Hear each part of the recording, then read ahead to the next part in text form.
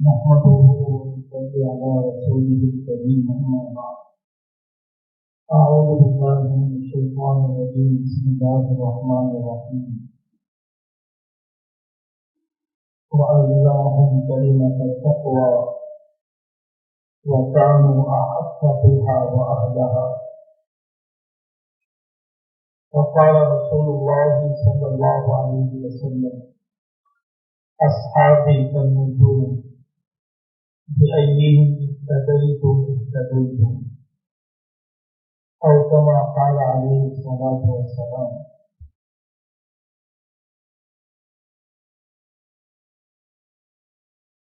اصل تو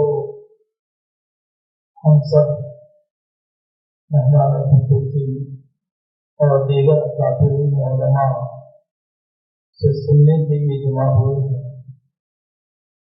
مجھے بھی بڑوں کی طرف سے حکم دیا گیا ہے اپنے طالب علمانہ مطالعے اور بڑوں کی سنی ہوئی باتیں آپ حضرات کی خدمت میں رکھنے کا. پہلی بات، ملکی حالات اور عالمی حالات ہرگز اس بات کے متحمل نہیں ہے کہ ایسے ایشوز یا ایسے سابقہ اختلافی موضوعات یا ایسے مسائل جو فرقہ واریت کو ہوا دیتے ہیں یا ایسی ذاتی آراء یا شخصی تفردات جو حمایتیوں کے درمیان خانہ جنگیاں اور امت کے مختلف طبقات کے درمیان انتشار کرنے کے کاموں کی بجائے، ترجیحی کاموں کے بجائے غیر اہم، بے وزن، جزوی اور فروعی درجہ رکھنے والے مسائل کی طرف متوجہ ہوں، اس کا کوئی موقع نہ عالمی حالات اجازت دیتے ہیں نہ ملکی حالات اس کی اجازت دیتے ہیں. شریعت پر حملہ، عالم اسلام کے خلاف مختلف سازشیں، قانون شریعت میں تبدیلی، تنسیخ، قانون سازی، یہ سب وہ باتیں ہیں جو روزانہ اخباروں میں ہر نکلنے والا سورج، ہر ڈوبنے والا سورج اس سلسلے کی کوئی اندوہناک خبر لے کر نکلتا ہے. ایک موضوع ہے مسلک کی طرف دعوت کا، مسلک کے دفاع کا، اور موضوع ہے مذہب کی طرف دعوت کا.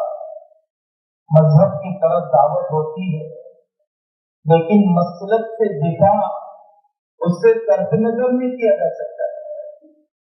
مسلک کی دعوت نہیں دی جاتی ہے لیکن مسلک کا دفاع ضرور کیا جاتا ہے. جب غلط فہمیاں، جب ناقص علمی کم علمی کی وجہ سے عوام میں انتشار اور لوگوں کو مختلف فتنوں میں مبتلا کرنے، تذبذب اور تردد، کنفیوژن کی کیفیت پیدا کیا جانا جب محسوس ہوتا ہے تو واقعی ضروری ہے کہ مسلک کا دفاع بھی کیا جائے اور مسلک کو نکھار کر پیش کیا جائے. جیسے کفر اور شرک کی سرحدیں متعین ہیں، ایسے اہل سنت و جماعت اور غیر اہل سنت و جماعت کی سرحدیں بھی متعین ہیں.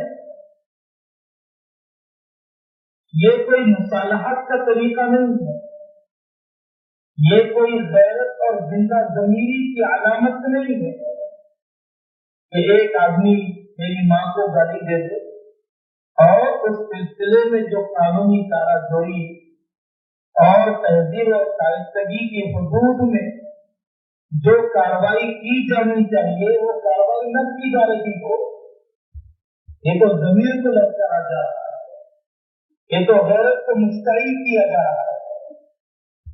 یہ کیسے ہو سکتا ہے ایک شخص کا نام اس کی علامتیں، اس کے والد، اس کی والدہ، اس کا خاندانی پس منظر سب کچھ واضح ہو، اور دوسرا آدمی آ کر کہتا ہو کہ میں فلانا ہوں، میں مہدی ہوں، میں عیسیٰ ہوں، حیثیت عرفی کو متاثر کرنا ہے، تلبیس اور غزل سے کام لینا ہے، اپنی بدعنوانی کے ذریعے سے لوگوں کو مغالطہ دینا ہے۔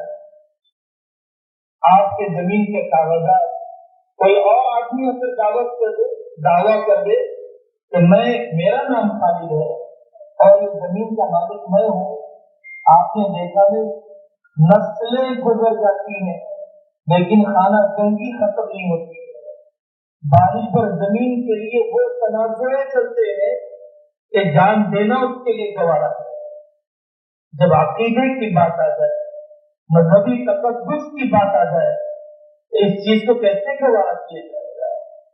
وزیر اعظم پر گالی دی جاتی ہو، اس کے اوپر کیسے مقدمے چلتے ہیں، اور دنیا کی ہر مہذب قوم پسند نہیں کرتی ہے کہ آپ اپنی فکری آزادی یا اپنی رائے کی آزادی کا اس قدر بے محابہ استعمال کرے اور لامحدود استعمال کرے کہ وزیر اعظم کی شخصیت مجروح ہو جاتی ہو یا کسی متنوع شخص کی شخصیت مجروح ہو جاتی ہو۔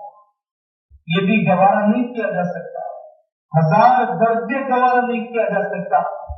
تو ہمارے نزدیک جو شخصیتیں مقدس ترین ہیں ان پر گالی گلوچ، ان کی توہین و تحقیر کا سلسلہ اس کو عبادت سمجھا جائے، اس کے لیے مجلسیں منعقد کی جائے، تاریخ میں تحریف کی جائے، اس کو بھی گوارا نہیں کیا جا سکتا ہے۔ اہل بیت کا مفہوم، اس موضوع پر علماء نے اس آخری زمانے میں بالخصوص بڑی بڑی کتابیں عربی زبان میں اور بڑی بڑی کتابیں اردو زبان میں۔ اہل بیت صرف پنجتن کا نام نہیں ہے، اہل بیت حضرت علی رضی اللہ عنہ، حضرت فاطمہ رضی اللہ عنہا اور حضرت حسنین کا نام صرف اہل بیت نہیں ہے۔ اہل بیت کا مصداق ازواج مطہرات حضرت رسول اللہ صلی اللہ علیہ وسلم کی ساری بیویاں داخل ہیں۔ مفسرین نے لکھا، محدثین نے لکھا، علماء اعتقاد نے لکھا، اہل بیت کا مقام مسلم ہے۔ اہل بیت کے مقام کا اہل سنت و جماعت نے انکار نہیں کیا، لیکن درجہ بندی ہے۔ خلفاء راشدین، عشرہ مبشرہ، اہل بدر اور پھر اہل بیت، درجہ بندی فقہا نے کی ہے، جیسے انبیاء میں درجہ بندی، صحابہ میں درجہ بندی۔ یہ متفق علیہ عقیدہ ہے کہ انبیاء علیہ السلام معصوم ہیں، صحابہ رضی اللہ عنہم اجمعین محفوظ ہیں، اور ائمہ اربعہ متفق علیہ ہیں، مجمع علیہ ہیں۔ ائمہ اربعہ کی فقاہت پر حضرت امام ابو حنیفہ، امام شافعی رحمۃ اللہ علیہ، امام احمد بن حنبل رحمۃ اللہ علیہ، امام مالک رحمۃ اللہ علیہ، اللہ تعالیٰ نے ان چاروں ائمہ پر تقویمی طور پر امت کو مجتمع کر دیا۔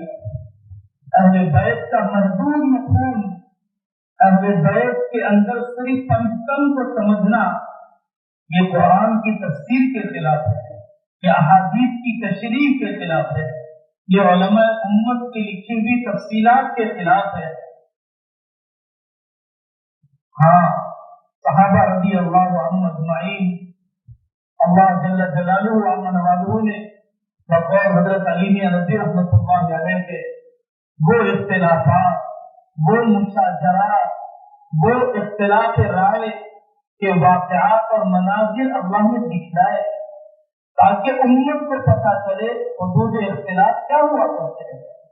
حضرت علی میاں فرماتے تھے رحمۃ اللہ علیہ، اگر اللہ تعالیٰ نے ابو بکر و عمر کا دور بتلایا ہوتا اور حضرت عثمان، حضرت علی حضرت سیدنا حسن اور حسین کا دور نہ بتایا ہوتا تو امت کے لیے ناقص رہبری ہو جاتی۔ منصب امامت میں حضرت شاہ اسماعیل شہید رحمت اللہ علیہ نے خلافت راشدہ اور پھر امارت کے درمیان درجات، امارت کے اقسام کو ذکر فرمایا۔ حضرت معاویہ رضی اللہ عنہ کے دور کو وہ امارت راشدہ کہتے ہیں کہ جب امارت کا موقع آ جائے اور امارت کا درجہ آ جائے، امارت کے قائم کرنے کی کسی صورتحال بن جائے تو حضرت معاویہ رضی اللہ عنہ کا دور نمونہ ہے۔ اہل علم خلافت و امارت کا فرق حضرت مفتی محمود الحسن صاحب گنگوہی رحمۃ اللہ علیہ کی کتاب اہل علم کی نگاہوں سے گزرنی چاہیے۔ اختلاف کے حدود و قیود اور حضرت نے ان واقعات کو نقل کیا جو حضرت عثمان اور حضرت علی کے درمیان، حضرت علی اور حضرت معاویہ کے درمیان، حضرت عائشہ اور حضرت علی رضی اللہ عنہ کے درمیان سمجھ کا فرق، ہر صاحب فکر اور صاحب عقل طبقے کے اندر رائے کا فرق ہوتا ہے، اس کے باوجود احترام آ کر ایک شخص کہتا ہے معاویہ رضی اللہ عنہ سے حضرت علی شہید کر دیے گئے، خوش ہو جائیے۔ حضرت معاویہ رضی اللہ عنہ کے آنکھوں سے آنسو بہنے لگے۔ حضرت معاویہ رضی اللہ عنہ نے فرمایا علم کا فقہ کا سورج ڈوب گیا۔ حضرت معاویہ رضی اللہ عنہ تنہائی میں بلاتے ضرار بن بمرہ کنانی کو اور پوچھتے سناؤ مجھے حضرت علی کی راتیں کیسے گزرا کرتی تھی، اور ضرار بن بمرہ کنانی حضرت علی رضی اللہ عنہ کے تہجد اور ان کے قیام اللیل، تلاوت کا ذوق اور ذائقہ اور فکر آخرت پر تڑپنا پھڑکنا، قبر کی تنہائیوں پر بے قراریاں اور ان کے جسم کا تلملانا، ان سب واقعات کو جب سناتے حضرت معاویہ رضی اللہ عنہ کی مٹیاں بن جاتی۔ کیا یہ طریقہ کسی نفس پرست کا ہو سکتا ہے؟ کیا یہ بے نفسی اور خوبیوں اور محاسن کے اعتراف کا انداز کسی جان پرست کا ہو سکتا ہے؟ حضرت معاویہ رضی اللہ عنہ کی سوانے پر وہ جامع کتاب پڑھنا چاہیے جو پڑوس کے بڑے عالم مولانا محمد ناصر رحمۃ اللہ علیہ نے سیرت معاویہ رضی اللہ عنہ کے نام سے لکھی ہے۔ حضرت معاویہ رضی اللہ عنہ اس قدر بے نفس منبر پر آ کر کوئی اپنی اولاد کے لیے بددعا کرتا ہے۔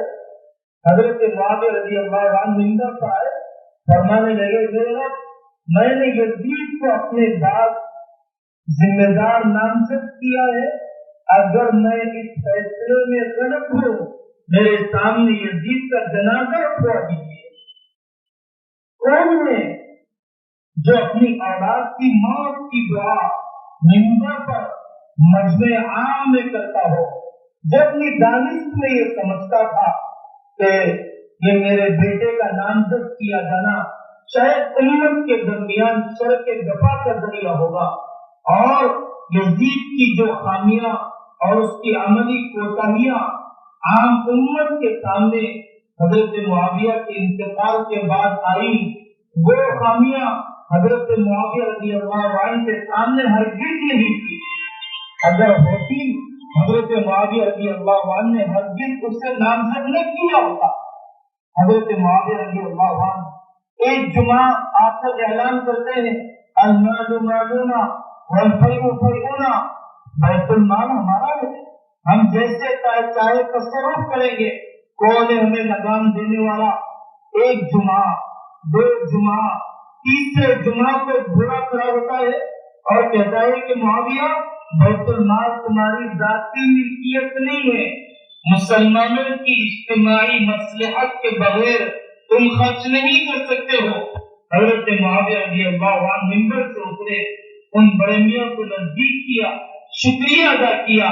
میں سمجھ رہا تھا کہ میں جہنمی امیر ہوں کہ جس کی رعایا اس کے سامنے حق کر نہیں پاتی ہے۔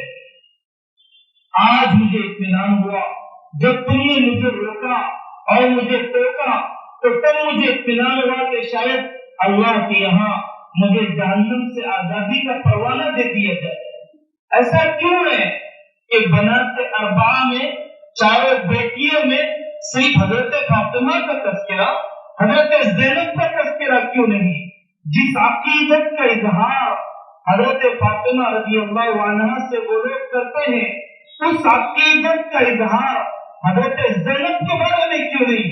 جن حضرت زینب کے بارے میں آقا علیہ السلام نے فرمایا خیر بناتی اصیبت فیہ، میری وہ بہترین بیٹی ہے کہ جسے اللہ کے راستے میں بڑے صدمے دیے گئے۔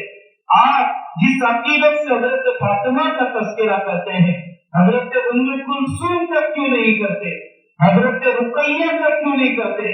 یہ کیسی محبت ہے کہ ایک داماد حضرت علی کرم اللہ وجہہ کو جو مقام دیا جائے، حضرت عثمان رضی اللہ عنہ کے بارے میں بنات اربعہ حضرت مولانا محمد صاحب نافع رحمت اللہ علیہ کی کتاب ہے، جس میں انہوں نے 4 بیٹیوں کے کمالات کو نقل کیا۔ حضرت رقیہ کا انتقال، حضرت عثمان کی اداسی آقا سے دیکھی نہ گئی، آپ نے دوسری بیٹی حضرت ام کلثوم کا نکاح حضرت عثمان سے فرمایا، یہ کہتے ہیں کہ اگر میری 40 بیٹیاں ہوتی تب بھی میں ایک کے بعد دوسری بیٹی کا نکاح عثمان سے کر دیتا۔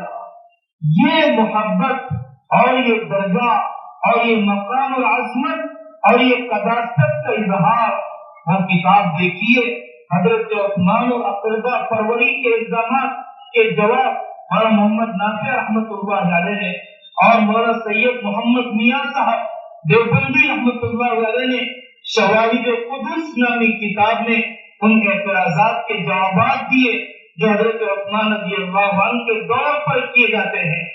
اپنی کم علمی کے علاج کی ضرورت ہے۔ زمانہ پرفتن ہے، سطحیت کے ساتھ، سطحی مطالعے کے ساتھ ہرگز ان فتنوں کا مقابلہ نہیں کیا جا سکتا ہے۔ ہمارے اکابر نے کون سا موضوع ہے جو پچھلا چھوڑا ہے؟ حضرت مولانا عبدالشکور صاحب فاروقی رحمت اللہ علیہ نے مسئلہ امامت اور ایک ایک اہل تشیع کے عقیدے پر قرآن و حدیث کا وہ ذخیرہ جمع کر دیا ہے۔ اہل علم ان کی کتابوں کا مطالعہ، آدمی پروپیگنڈے سے متاثر نہ ہو، اور جب شہادت کا تذکرہ ہو تو صرف سیدنا حسین رضی اللہ عنہ کی شہادت کا تذکرہ، وہ سید الشہداء جن کو آپ ہر جمعہ کے خطبے میں سنتے ہیں، وہ سید الشہداء جو آقا صلی اللہ علیہ وسلم کی زبان سے سید الشہداء قرار دیے گئے، حضرت حمزہ کی شہادت کا تذکرہ کیوں نہیں؟ حضرت عثمان کی شہادت کا تذکرہ کیوں نہیں؟ حضرت علی کی شہادت کا تذکرہ کیوں نہیں؟ حضرت سمیہ کی شہادت کا تذکرہ کیوں نہیں؟ صرف سیدنا حسین رضی اللہ عنہ کی شہادت اور ماتم ہی تو اسلام میں ہے، کیا دوسری شہادتیں اس قابل بھی نہیں کہ اس کا تذکرہ نہ کیا جائے؟ یہ عدم توازن اور یہ بے اعتباری ہرگز اہل سنت والجماعت کے یہاں دوبارہ نہیں کی جا سکتی ہے۔ حضرت سیدنا حسین رضی اللہ عنہ کی شہادت کو ہم بے وصیت نہیں قرار دیتے، ہم ان کی شہادت کو بے وزن قرار نہیں دیتے، لیکن دوسری شہادتوں کو نسیہ منسیہ اور دوسری شہادتوں کو قابل تذکرہ بھی نہ سمجھنا یقیناً یہ علمی انحراف ہے، اور یقیناً یہ تاریخی حقائق سے چشم پوشی ہے، اور یقیناً سلف صالحین کی پوری قربانیوں سے لوگوں کی آنکھوں کو صرف نظر کرنے پر مجبور کر دینا ہے۔ اہل علم جب شہادت کا تذکرہ کرے تو دیگر شہادت، دیگر وہ اندروناک واقعات کا تذکرہ ہونا چاہیے۔ قریبی زمانے میں وہ کتاب جو ہمارے ملک کے عظیم محقق مولانا نور الحسن راشد صاحب دامت برکاتہم کی منظر عام پر آئی، اہل علم کے نگاہوں سے گزرنا چاہیے کہ اہل بیت اور صحابہ رضی اللہ عنہم اجمعین کے تعلقات انہوں نے وہ پوری فہرست لکھی ہے۔ حضرت عمر رضی اللہ عنہ نے حضرت علی کے گھرانے میں نکاح کیا، حضرت علی رضی اللہ عنہ کے رشتے کے داماد بنے، اور اہل بیت اپنی بیٹیوں کا نام کتنی تعداد میں عائشہ رکھتے ہیں، اہل بیت اپنے کتنے بچوں کا نام ابو بکر رکھتے ہیں، اہل بیت اپنے کتنے بچوں کا نام عمر رکھتے ہیں۔ اگر اہل بیت رضی اللہ عنہم اجمعین اور صحابہ رضی اللہ عنہم اجمعین کے درمیان کوئی دوریاں ہوتی، کوئی فاصلے ہوتے، کوئی غلط فہمیاں ہوتی یا کوئی بدمزگی کا تعلق بھی ہوتا، تو کیا کوئی اپنی اولاد کا نام وہ نام پر رکھ سکتا ہے جس سے دشمنی ہو؟ مجھے ابو بکر سے عداوت بھی ہے اور ابو بکر کا نام اپنے بچوں کو دوں، مجھے عمر سے عداوت بھی ہو اور میں عمر کا نام اپنے پوتے نواسوں کا رکھوں، مجھے حضرت عائشہ رضی اللہ عنہا کے بے حیا ہونے کا عقیدہ ہو اور میں اپنی بچیوں کا نام حضرت عائشہ کے نام پر موصول کروں، یہ کوئی صاحب عقل آدمی کے یہاں گوارا نہیں کیا جا سکتا ہے۔ اہل علم کے سامنے وہ تحریریں اور وہ فہرست ہونی چاہیے، وہ واقعات ہونے چاہیے۔ حضرت عمر رضی اللہ عنہ کس قدر دلجوئی کرتے ہیں حضرت حسنین کی کہ جو تقسیم کر دیے گئے، حضرت حسن یا حسین کے سائز کے برابر جوڑا نہیں تھا، حضرت عمر رضی اللہ عنہ نے فرمان جاری کیا اور حضرت حسن یا حسین کے جسم اور سائز کے برابر جوڑا نمایا، کیسے قدر کی جاتی تھی ان کے آنے پر، کیسے کھڑے ہو جاتے تھے ان کے آنے پر۔ حضرت ابوبکر صدیق رضی اللہ عنہ حضرت فاطمہ رضی اللہ عنہا کی کتنی بھارت بنتے ہیں، کتنی قدردانی فرماتے ہیں، کیسے وظیفے جاری کیے جاتے ہیں۔ حضرت عثمان رضی اللہ عنہ کے دروازے پر بلوائیوں نے پہرا لگا دیا، پانی بند کر دیا، مسجد نبوی میں آنے کی اجازت نہیں دی۔ حضرت علی رضی اللہ عنہ آئے اور حضرت علی رضی اللہ عنہ نے حضرت حسنین کو اپنی جان ہتھیلیوں میں لے کر کھڑا کر دیا۔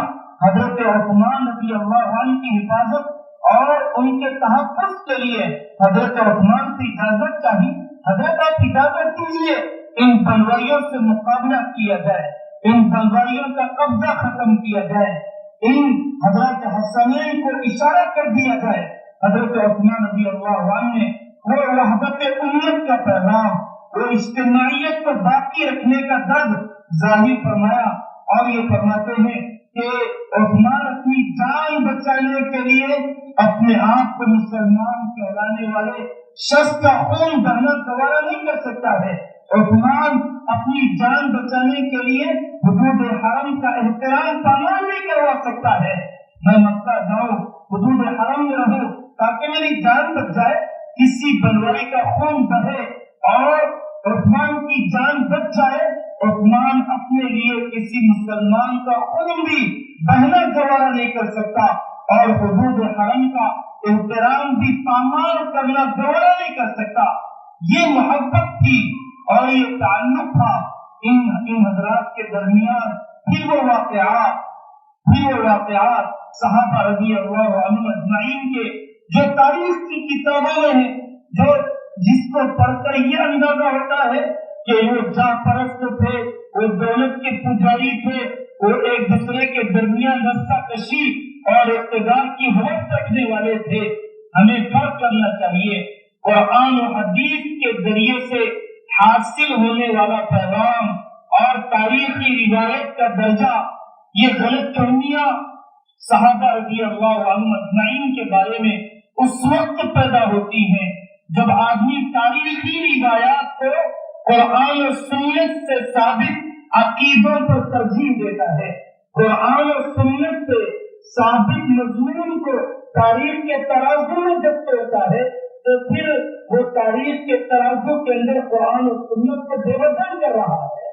قرآن و سنت کے وہ شواہد، وہ واقعات، وہ آیات جو آپ امت کو سناتے رہتے ہیں، جس میں صحابہ رضی اللہ عنہم اجمعین کو سند دی گئی ہے، ان کی صداقت، ان کی دیانت، ان کی قربانیاں۔ ایک شخص نے اپنے زمانے کے ایک عالم سے کہا، حضرت اگر ہم صحابہ کے زمانے میں ہوتے اور آقا صلی اللہ علیہ وسلم کو پا لیتے تو ہم تو اپنے نبی کو زمین پر چلنے نہ دیتے، پنکھے بچھا دیتے اور قربانی دفن کرتے، گویا اس نے صحابہ رضی اللہ عنہم اجمعین کو بے حیثیت کرنا چاہا، اپنی عقیدت اور محبت میں مبالغہ آرائی کا اظہار کیا۔ ان اللہ والوں نے فرمایا شکر کر کے اس زمانے میں ہے، خدا کی قسم اگر نبی کے زمانے میں ہوتا یا تو کافر ہوتا یا تو منافق ہوتا۔ تیرے اندر اس قدر ضعف کہا، تیرے اندر اس قدر حمیت و غیرت کہا، تیرے اندر وہ بلند حوصلگی اور بلند ہمت بھی کہا کہ منافقوں مشرکوں کی ان ایذا رسانیوں اور ان پاپوں اور تنگیوں پر بھی حضرت رسول اللہ صلی اللہ علیہ وسلم کی وہ نصرت کر سکے جو صحابہ رضی اللہ عنہم اجمعین نے کیا۔ وہ بات جو حضرت حکیم الامت رحمۃ اللہ علیہ اپنے ملفوظات میں بارہا فرمایا کرتے تھے کہ بدگمانی اور بدزبانی رکھنے والے شخص کو ہدایت نہیں ملا کرتی ہے۔ جو اپنے سلف صالحین کے سلسلے میں، اپنے اکابر کے سلسلے میں جب ایک بات بصیرت سے ثابت ہو چکی ہے تو عقیدت تو ضروری ہے۔ یہ عقیدت سراسر عقیدت نہیں ہے، بے بنیاد عقیدت نہیں ہے، بلکہ اہم بنیادوں سے ثابت عقیدت ہے۔ تو جو بصیرت عقیدت ہو وہ شریعت میں مطلوب ہے، جو بے بصیرت عقیدت ہو وہ شریعت میں مذموم ہے۔ تو ان اکابر کے سلسلے میں بدگمانی اور بدزبانی کا سلسلہ رکھنے والوں کو نہ حفظ قرآن کی دولت ملی ہے، نہ اپنے عقیدوں کے درست کرنے کی توفیق ملی ہے۔ بعض اکابر نے عجیب بات لکھی کہ دنیا کا شاید ہی کوئی مذہب ہے کہ جہاں جھوٹ بولنا عبادت ہو، دنیا کا شاید ہی کوئی مذہب ہے جہاں پر زنا کرنا عبادت ہو، لیکن شیعیت اور اہل تشیع ایسا مذہب ہے کہ جہاں جھوٹ بولنا عبادت ہے، جہاں پر بدکاری کو عبادت قرار دیا گیا، اس کے اجر و ثواب کو نقل کیا گیا۔ اہل علم قربانیاں، وسعت مطالعہ، عوام الناس کی غلط فہمی کا ازالہ۔ حضرت مولانا منصور صاحب نعمانی رحمۃ اللہ علیہ کے زمانے میں ایرانی انقلاب برپا ہوا، امام خمینی کو لوگ مسلمان سمجھنے لگے، ایرانی انقلاب کو اسلام کا انقلاب سمجھنے لگے، کفر اور اسلام کی سرحد، ضلالت و ہدایت کی سرحد گنجلت ہو گئی، لوگوں کے سامنے آمون ہو گئی۔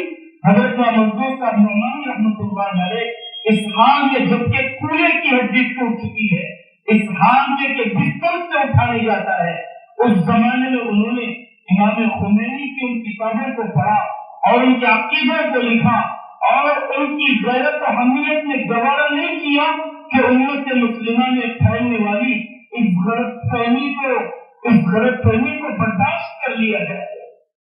اللہ تعالیٰ نے ہمیں صحت عطا فرمائی، فرصت عطا فرمائی، ذہانت عطا فرمائی، اپنے آپ کو ضروریات میں لگا کر، فضولیات سے بچا کر، جب تک کہ اللہ تعالیٰ نے موقع دیا وہ دن نہیں آئے جو دن ان شاملوں پر آ چکے ہیں، جو ترکی کی سرحدوں پر ایک وقت کی روٹی کھا کر اپنا اسلام بچا رہے ہیں، وہ دن نہیں آئے جو رشیا کے علماء نے قبروں میں بٹھا کر اپنے بچوں سے حفظ قرآن کروایا اور آئندہ کی نسلوں تک 80 سال کے گزرنے کے باوجود شریعت کے علم کو باقی رکھا۔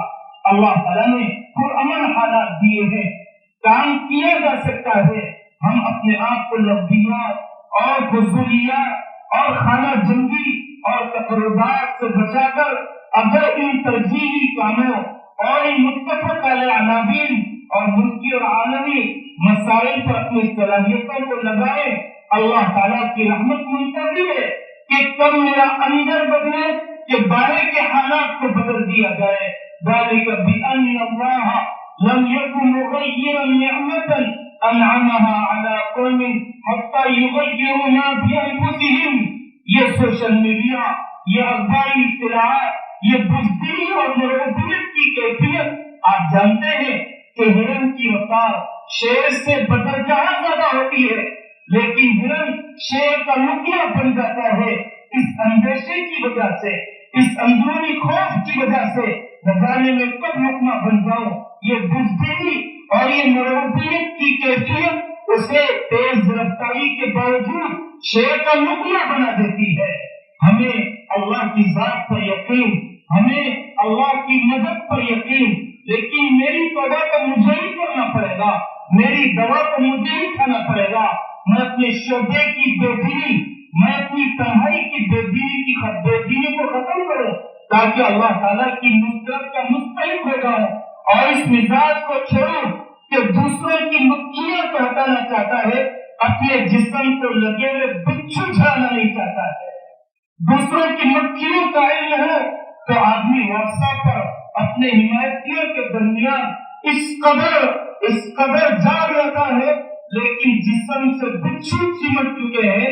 بڑے بڑے محرمات و مغلظات میں آدمی مبتلا ہے، لیکن اس سے توبہ کرنا نہیں چاہتا۔ اللہ تعالیٰ صحابہ رضی اللہ عنہم اجمعین کی سچی عظمتیں ہمارے لیے مقدر فرمائے، ان کے والا عزم اور ان کے والا نظم اور دین کے لیے قربانی کا جذبہ آسان فرمائے۔ وآخر دعوانا ان الحمد للہ